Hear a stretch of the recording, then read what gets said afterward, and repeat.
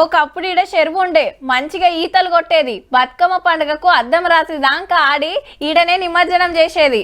ఈ ఎండాకాలం వచ్చిందంటే పొద్దంతా ఇన్నే టైం పాసు అని యాడ్ చేసుకోవచ్చును చాలా మంది. కానీ ఇప్పుడేమైందంటే మొత్తం కబ్జాలే.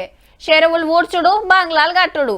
రియల్ ఎస్టేట్ పుణ్యమా అని పట్నంలో చెర్లని మాయమైతుంటే హైదరా దిగి ఒక్కొక్కటి బాగు చేసుకుంటూ వస్తుంది. ఇక ఇప్పుడు గిది వాకింగ్ ట్రాకు, పార్కులు, ఓపెన్ జిమ్, పచ్చదనం మస్తుందిలే. 435 ఏండ్ల చరిత్రున్న పాత బస్తీల బుమ్రుక్ చెరువు.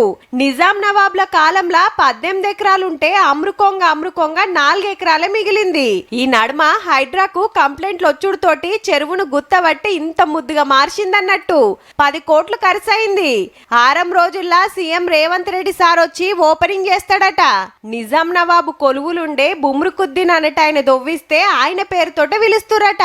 రాణుల కోసం చెరువు దొవ్విస్తే చుట్టూరా తీరొక్క వనమూలికల చెట్లు, పూల వనాలుండేనట. ఈ నీళ్లతోటి తానాలు చేసినా తాగినా రోగాలు రావని అప్పటోళ్లకు ఓ నమ్మిక. అంతేకాదుల్లా అరబ్ దేశాల సెంటు తయారు చేస్తానికి చెరువు నీళ్లే పట్టుకుపోయేదంటే అప్పుడెంత ముద్దుగుండెనో చూడుర్రిగా. ఇది కుకట్పల్లిలా నల్ల చెరువు. 30 ఎకరాలు ఉండాల్సింది గింతే మిగిలింది. దీన్ని కూడా మార్చి పడేసింది హైడ్రా. పనులెట్లా నడుస్తున్నాయో అరుసుకపోనొచ్చిండు రంగనాథ్ సారు.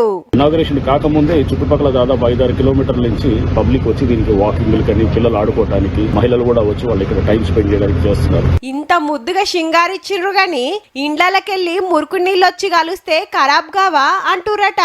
అట్లా కాకుండా ఉపాయం చేసిండ్రబ్బా. ఎస్టీపీలు పెట్టారు. ఈ చెరువుల్లోకి మనం ఇంత ముందంతా కూడా శుద్ధి చేయకుండా దీన్ని చెరువులు వదలటంతో కూడా మనకి సమస్యలు వచ్చాయి. ఇప్పుడు ఏదైతే ట్రీట్ చేసిన వాటర్ ని దీంట్లో వదిలితే గనక గ్రౌండ్ వాటర్ రీఛార్జ్ కూడా నిత్యం జరుగుతుంటుంది.